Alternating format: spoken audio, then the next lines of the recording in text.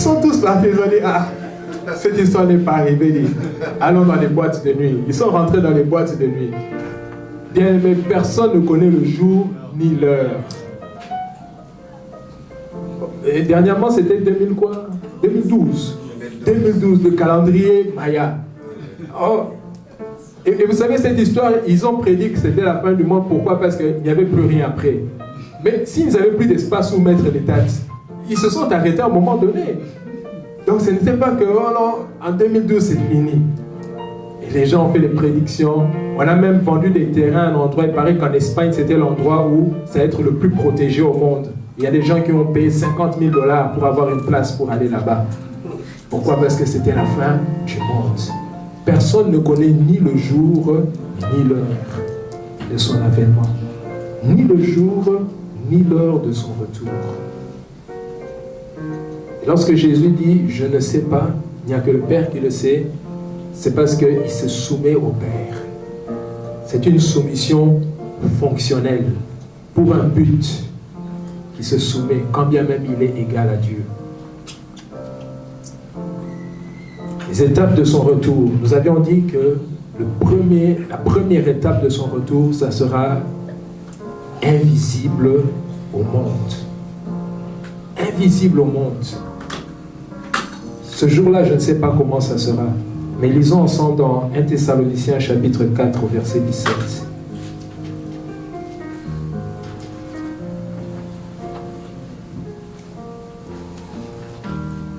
1 Thessaloniciens chapitre 4, je vais lire à partir verset 13.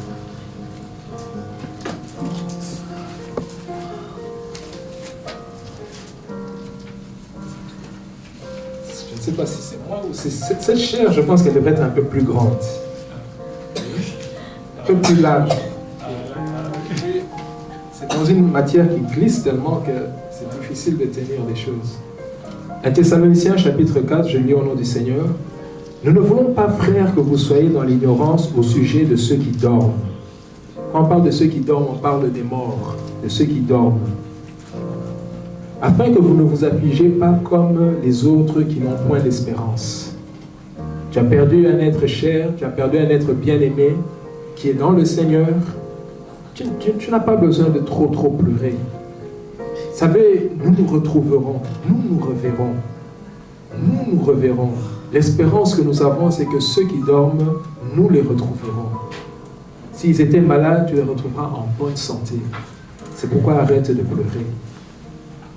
Verset 14. Car si nous croyons que Jésus est mort et qu'il est ressuscité, croyons aussi qu'il ramènera par Jésus et avec lui ceux qui sont morts. Voici en effet ce que nous vous déclarons d'après la parole du Seigneur. Nous les vivants restés pour l'avènement du Seigneur, nous ne dépenserons pas ceux qui sont morts. Car le Seigneur lui-même a un signal donné, à la voix d'un archange et au son de la trompette de Dieu, descendra du ciel. Et les morts en Christ ressusciteront premièrement. Ensuite, nous les vivants qui serons restés, nous serons quoi? Nous serons tous ensemble enlevés avec eux sur des nuées à la rencontre du Seigneur ou dans les airs. Et ainsi nous serons toujours avec le Seigneur. L'enlèvement de l'Église. Ceux qui disent qu'il n'y aura pas d'enlèvement de l'Église, je pense qu'ils ont enlevé cette partie de leur Bible. La Bible dit ensuite, nous les vivants qui serons restés, nous serons tous ensemble, enlevés avec eux sur des nuées à la rencontre du Seigneur ou dans les airs. Ainsi, nous serons toujours avec le Seigneur. La Bible dit le Seigneur lui-même. Ça sera un retour personnel du Seigneur. Ça ne sera pas un retour par un délégué, avec un délégué. Ça sera Jésus-Christ lui-même. Ce même Jésus que vous avez vu monter au ciel sur des nuées, c'est ce même Jésus qui reviendra de la même manière. Il reviendra sur quoi? Sur des nuées. Les nuées, c'est quoi? Ce sont des nuages. C'est le brouillard. C'est des nuages. Je me rappelle quand je lisais ça lors de ma conversion au début, quand on parlait des nuées, je ne savais pas c'était quoi les nuées. Bon, j'avais imaginé autre chose, mais ce n'était pas ça. Mais les nuées, ce sont des nuages. Il reviendra sur des nuées. Et nous qui serons restés, nous les vivants qui serons restés, nous serons tous ensemble enlevés avec eux. Avec eux qui? Avec les morts en Christ. Donc nous ne dévancerons pas les morts en Christ. Les morts en Christ ressusciteront, premièrement. Et puis nous, les vivants qui serons restés le jour que Jésus reviendra, nous serons transformés ensemble. Nous serons transformés avec eux. Et ensemble, nous serons transportés sur les nuées. Pour rencontrer qui? Pour rencontrer le Seigneur. Ou dans les airs. Ça sera dans les airs. Est-ce que le monde verra cet événement-là? Il n'y a aucune écriture qui soutient que le monde verra cette écriture. Il n'y a aucune écriture qui dit que lorsque l'enlèvement aura lieu, ça sera quelque chose qui se fera sur terre et nous resterons sur terre. Non, nous serons enlevés avec Christ dans les airs. J'ai rencontré une secte qui est très répandue à Kinshasa. Et ici aux États-Unis, ils sont du côté de Charlotte et tout cela. Eux disent que l'enlèvement, c'est quand tu donnes ta vie à Jésus-Christ, la nouvelle naissance, c'est ça l'enlèvement. Non, la Bible dit que nous serons enlevés dans les airs. Jésus est parti dans les airs. On a dit ce même Jésus. Et c'est ce même Jésus qui revient où? Dans les airs, dans 1 Thessaloniciens au chapitre 4. Et c'est à sa rencontre que nous irons. Qui partira? Qui montera à la maison de l'Éternel? C'est celui qui a les mains pures. C'est celui qui a donné sa vie à Jésus-Christ. C'est celui qui l'a reçu comme son Seigneur et son Sauveur. C'est celui qui marche en nouveauté de vie avec le Seigneur. Vous savez, la Bible dit dans Matthieu chapitre 7 au verset 20, je pense, ce n'est pas tous ceux qui disent Seigneur, Seigneur, qui entreront au ciel, qui hériteront du royaume. Plusieurs en ce jour-là diront, Seigneur, n'avais-je pas prophétisé en ton nom? N'avais-je pas chassé des démons en ton nom? Seigneur, n'avais-je pas donné mon argent aux pauvres en ton nom? Vous savez ce que le Seigneur leur dira? Éloignez-vous de moi, vous qui commettez quoi? L'iniquité. Je ne vous ai jamais connu. Bien-aimés, je ne voudrais pas que nous paraissions arriver en retard ce jour-là, le jour de l'enlèvement de Jésus-Christ. La Bible dit que Jésus revient tout d'un coup, subitement. Bientôt peut être rendu comme étant tout à coup, subitement. Le retour de Jésus-Christ ne se fera pas de manière où on pourra dire voilà, il est en train de venir, prépare-toi. Non, non, ça sera tout d'un coup, en un clin d'œil. Lisons dans 1 Corinthiens chapitre 15, au verset 51. 1 Corinthiens chapitre 15, au verset 51. Voici, je vous dis un mystère. Nous ne mourrons pas tous, mais nous serons tous changés. En un instant, en un clin d'œil, à la dernière trompette. La trompette sonnera, les morts ressusciteront incorruptibles et nous serons changés. En un instant, en un clin d'œil. En un clin d'œil. Et lorsque Paul parlait d'un clin d'œil à l'époque, c'était ce qui avait le plus rapide. Et c'est vrai qu'aujourd'hui, avec la science, la technologie, les caméras qui vous prennent des images, 20 000 clichés, plutôt 20 000 clichés en une seconde, on peut freiner l'image et tout. Mais c'est une façon de dire que ça sera subitement. Paf! Comme ça. La moitié de cette assemblée disparaît. On se demande, mais où sont partis les autres? Est-ce que tu seras parmi ceux qui partiront ou ceux qui resteront? Le choix t'appartient. C'est ta décision à toi. C'est pourquoi la Bible dit, si tu entends ma voix, n'endurcis pas ton cœur. N'endurcis pas ton cœur, n'endurcis pas ton cœur, mon frère, ma soeur. Donne ta vie à Jésus-Christ. En un clin d'œil, au son de la trompette, en un instant, tout à coup, subitement, Jésus reviendra. Jésus reviendra. Imaginez les 5 vierges folles. Elles attendaient le maître. Mais j'aimerais que vous puissiez être concentrés là-bas au fond. Hein, là-bas au fond, s'il vous plaît. J'aime bien quand tout le monde est concentré. Les 5 vierges folles, elles attendaient le maître. Elles attendaient le maître. C'étaient des servantes. Elles étaient là fidèles en train d'attendre. Mais elles étaient folles. Elles étaient à 10. 5 étaient sages, 5 étaient folles. Pourquoi est-ce qu'elles étaient folles? Parce qu'elles avaient oublié d'emmener de l'huile. Vous savez que l'huile était utilisée pour brûler la mèche, pour pouvoir éclairer. À cette époque-là, il n'y avait pas la Snell, il n'y avait pas Amren. Et du reste, la Snell, je pense, n'était pas très loin de ceux de l'époque du Nouveau Testament. Et on avait besoin de cette lampe pour éclairer. On avait besoin de cette lampe pour briller. Chrétien, tu es une lumière du monde. Ta lumière est appelée à briller. Elles avaient oublié de prendre l'huile parce qu'elles étaient dans la distraction. Bien-aimé, ne sois pas distrait. Elles étaient dans la distraction. Elles avaient oublié d'emmener de l'huile. Et voilà que le maître est venu. Une voix s'est écriée. Le Seigneur arrive. Mais elles étaient allées chercher l'huile. Le temps de la grâce. Le temps de la grâce est limité, bien-aimé dans le Seigneur. Le temps de la grâce a une durée déterminée. Oh bien-aimé, le temps de la grâce, c'est un temps qui n'est pas éternel tant que nous sommes sur cette terre. Le temps de la grâce. Vous savez, Dieu est aussi un Dieu de colère. Il est un Dieu de colère. Il se manifeste comme un feu dévorant. Je me rappelle quand nous allions dans l'évangélisation, les porte à porte, dans les hôpitaux, dans les prisons. On devait supplier les gens, donne ta vie au Seigneur, donne ta vie au Seigneur. Accepte Jésus comme Seigneur et Sauveur. Hein? On est en train de supplier. Hein, s'il te plaît, bien-aimé, donne ta vie à Jésus. Mais il y aura un temps, il n'y aura plus personne pour prêcher cet évangile. Il y aura un temps où les gens ne seront plus là en train de faire le porte-à-porte. Et cette heure est déjà venue dans ce pays. Je connais un frère, il a essayé de faire le porte-à-porte ici. On a failli lui appeler la police. On lui a dit non, c'est pas comme ça se fait ici. Tu vas aller en prison pour cela. Cette heure était en train de venir, bien-aimé. C'est pourquoi c'est la dernière heure. C'est la dernière heure.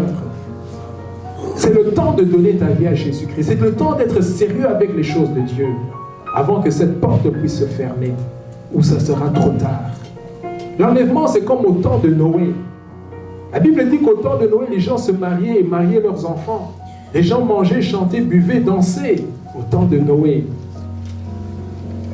Et pendant plus de 100 ans, Noé était en train de construire cette arche. Et les gens se moquaient de lui. Les gens se moquent de l'évangile aujourd'hui. Dans ce pays, je vois les intellectuels qui se moquent de l'évangile, qui disent que c'est une chose pour des gens naïfs, des gens retardés, des gens qui ne connaissent pas grand-chose, ils ne sont pas éduqués, c'est pourquoi ils croient dans ces futilités. Comment est-ce qu'un seul homme peut mourir pour tout le monde? Ça, ce sont des sornettes, ce sont des histoires. Au temps de Noé, on se moquait de Noé. Et Noé était en train de construire l'arche. Il construisait l'arche. La Bible dit qu'il entra dans l'arche avec sa femme et ses enfants et ses belles-filles. Et sans le secours d'aucune main, cette porte s'est refermée. Ce n'est pas Moïse, ce n'est pas Noé qui a décidé de fermer la porte.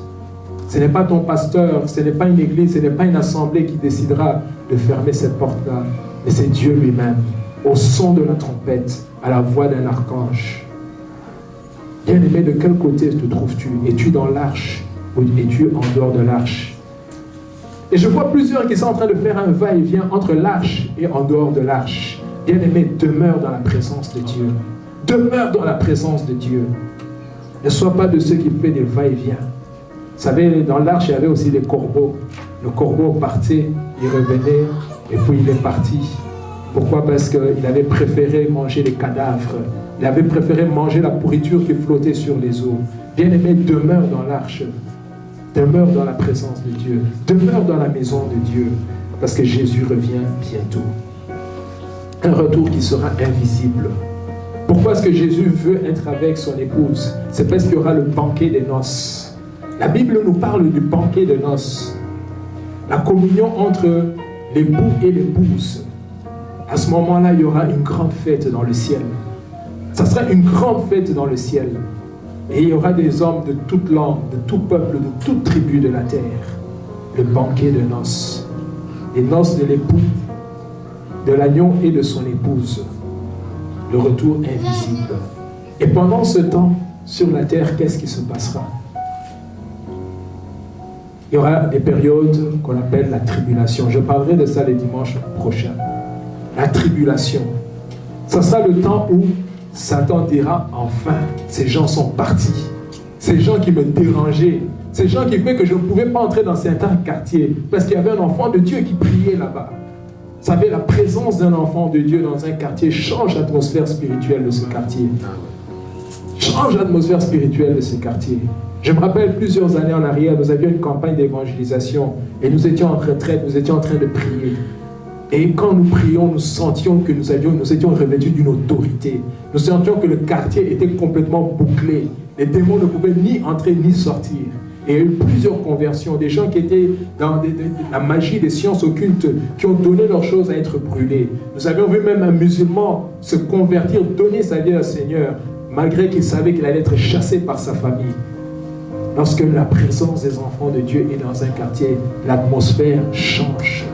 Dans une maison, l'atmosphère spirituelle de la maison change. Pourquoi? Parce que le diable ne peut pas agir librement. Celui qui est en nous est plus fort que Satan qui est dans le monde. C'est pourquoi tu n'as pas à avoir peur des démons. Je ne comprends pas ceux qui ont peur des sorciers. Je me demande, mais tu es qui, toi, enfant de Dieu? Tu es celle de la terre, lumière du monde. L'autorité que tu as, les démons tremblent devant toi à cause du nom de Jésus.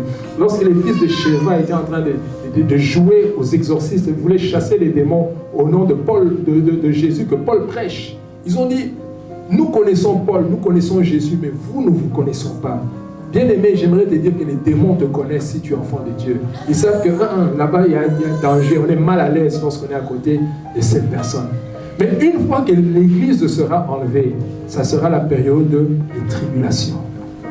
C'est à ce moment-là que les puissances démoniaques vont se manifester, mais vraiment visiblement, pour influencer les hommes. Aujourd'hui, déjà, nous sentons les doctrines des démons qui commencent à venir. À cette époque-là, ça ne sera même plus caché. La présence de l'Église freine l'avancée de Satan. Et une fois que l'Église sera enlevée, ça sera une période de tribulation. Mais comme aujourd'hui, je suis en train de parler uniquement des étapes de sa venue, ce qui se passe pendant ces périodes-là, j'en parlerai le dimanche prochain.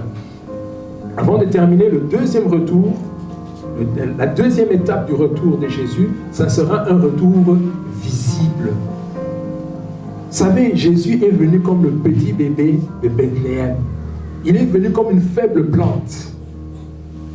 Son aspect n'avait rien d'attirant.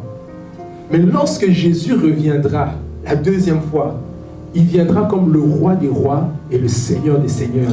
Tout genou fléchira devant lui. Toute langue confessera que Jésus-Christ est Seigneur à la gloire de Dieu le Père.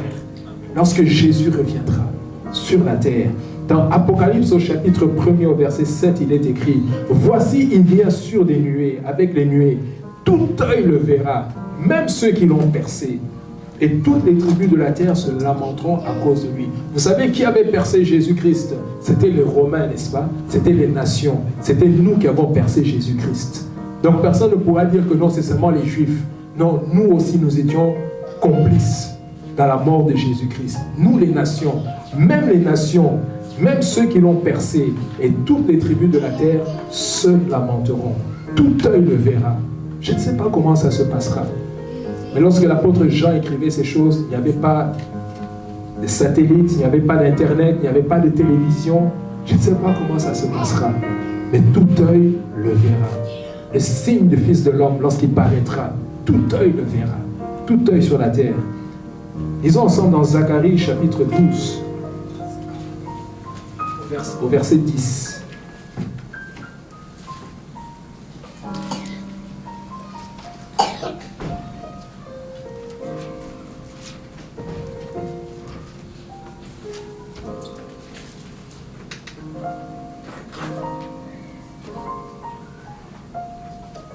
Zacharie chapitre 12, lisons le verset 10.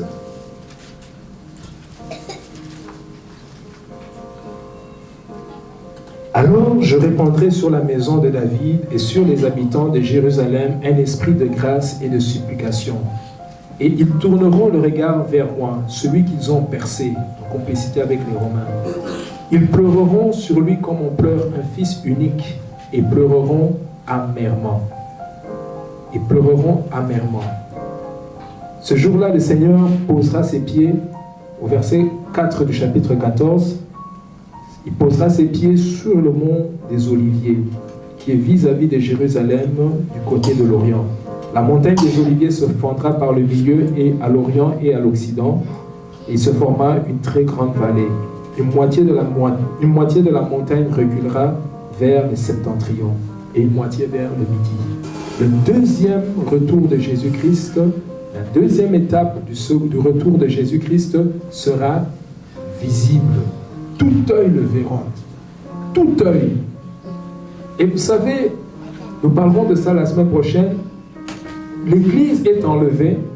Et si vous lisez à partir d'Apocalypse chapitre, après le chapitre 4, il est question non plus de l'Église, mais il est question d'Israël.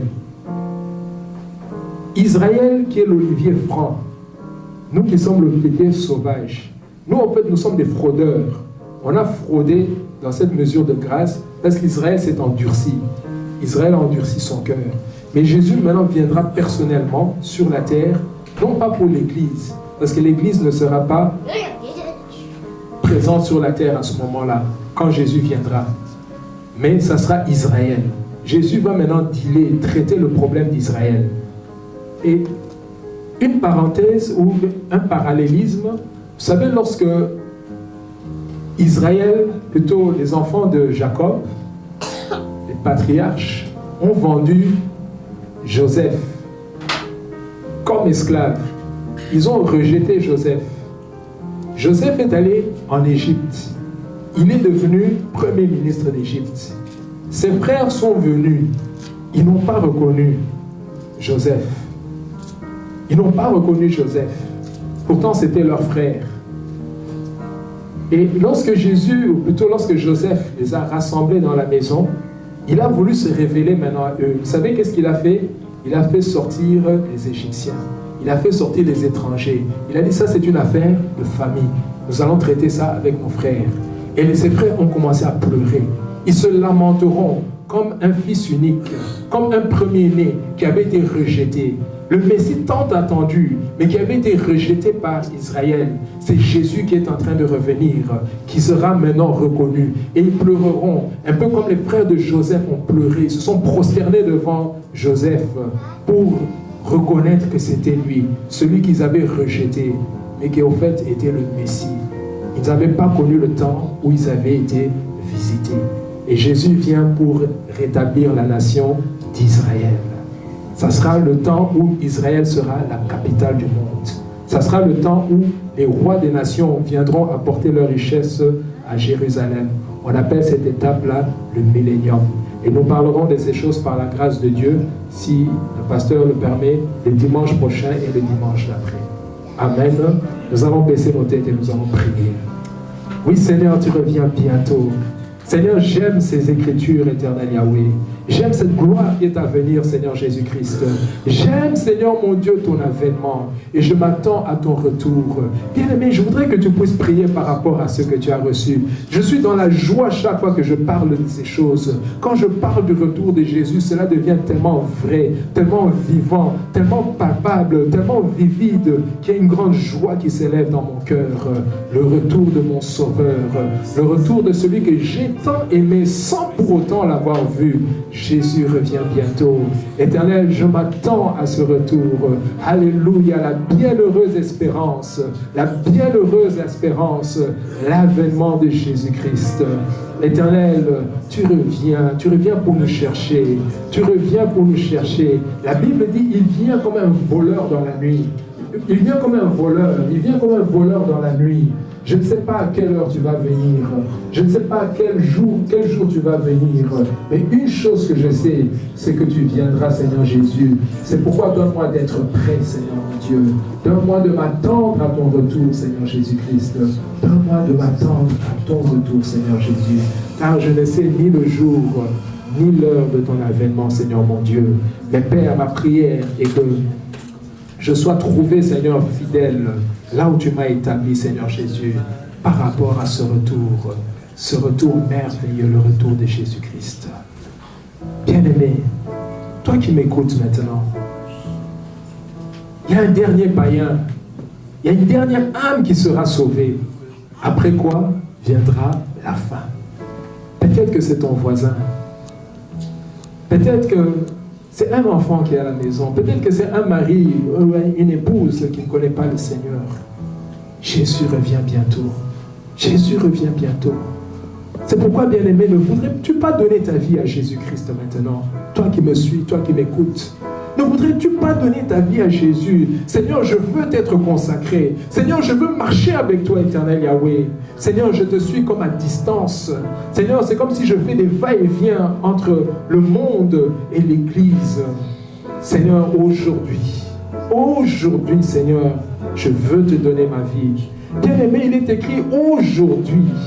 Si tu entends sa voix, n'endurcis pas ton cœur. Bien-aimé, peut-être que c'est toi la dernière âme qui doit être sauvée. C'est peut-être toi qui tarde l'avènement du Seigneur Jésus-Christ. À cette heure, ne veux-tu pas donner ta vie à Jésus? Bien-aimé, nous avons nos yeux fermés. Nous avons nos têtes légèrement inclinées. Et là où tu te trouves, le Seigneur te connaît. Le Seigneur te connaît. Et toi, si tu te connais, si tu veux donner ta vie à Jésus, lève tout simplement ta main. Lève tout simplement ta main. Seigneur, je veux te donner ma vie. Seigneur, je ne suis pas en règle avec toi. Seigneur, je ne suis pas en règle avec toi. Je te prie, lève tout simplement ta main là où tu te trouves. Toi qui me suis à travers les médias. Si tu te reconnais au travers de cette parole, je te prie, lève ta main. Et tu vas prier avec moi cette prière. Et je voudrais que ce soit une prière qui vient de ton cœur. Seigneur Jésus-Christ, je reconnais mes péchés. Je reconnais que je ne suis pas prêt devant toi. Seigneur Jésus, je te donne ma vie. Je te donne ma vie maintenant, Seigneur. Je t'accepte comme Seigneur et comme Sauveur personnel. Seigneur, pardonne mes péchés. Pardonne mes péchés. Prends ma vie maintenant. Prends ma vie, Seigneur Jésus-Christ. Donne-moi de marcher en nouveauté de vie. En nouveauté de vie. Je dis non à Satan. Je dis non au monde. Je dis oui à Jésus-Christ. Aujourd'hui, je suis né de nouveau. Aujourd'hui, je suis une nouvelle créature. La Bible déclare, et je vais prier pour toi maintenant, si quelqu'un est en Christ, il est une nouvelle créature. Voici, les choses anciennes sont passées. Toutes choses sont devenues nouvelles. Je déclare que toutes choses sont nouvelles dans ta vie maintenant, au nom de Jésus-Christ. Je déclare toutes choses nouvelles maintenant, au nom de Jésus, au nom de Jésus-Christ. Et je prie maintenant pour toi. Saint-Esprit, tu es témoin. Saint-Esprit, tu es témoin de cette décision qui vient d'être prise. Tu vois ces mains qui se sont timidement levées, Seigneur, mais toi tu vois, éternel Yahweh, la sincérité du cœur. C'est pourquoi, Saint-Esprit, remplis maintenant cette personne. Remplis-la de la plénitude du Saint-Esprit. Que cette sœur soit transformée en une autre personne au nom de Jésus-Christ. Esprit de Dieu, les choses qui étaient impossibles à la chair deviennent maintenant possibles par l'Esprit de Dieu. Papa, nous te disons merci. Parce que tu le fais maintenant. Maintenant, au nom de Jésus. Alléluia. Oh, merci Seigneur mon Dieu pour la moisson. Merci Seigneur mon Dieu pour les âmes qui sont gagnées. Merci Seigneur mon Dieu parce qu'il y a, Seigneur mon Dieu, une vie nouvelle, Seigneur Jésus. Merci parce qu'il y a une grande fête au ciel maintenant. Alléluia. Oh, merci Seigneur Jésus. Éternel, je bénis ta parole. Je bénis ces temps, Seigneur Jésus-Christ. Je bénis ces instants. Il y bien-aimé, continue à prier. Nous sommes à la fin du service. Continue à prier. Nous n'avons plus que quelques minutes. Prie maintenant pour ta vie. Prie maintenant pour l'avènement du Seigneur. Prie maintenant pour le service que tu as rendu à Dieu. Jésus a besoin de toi. Jésus t'aime. Jésus t'aime et il a besoin de toi maintenant. Il y a une grande armée qui se lève. Je vois une génération qui se lève.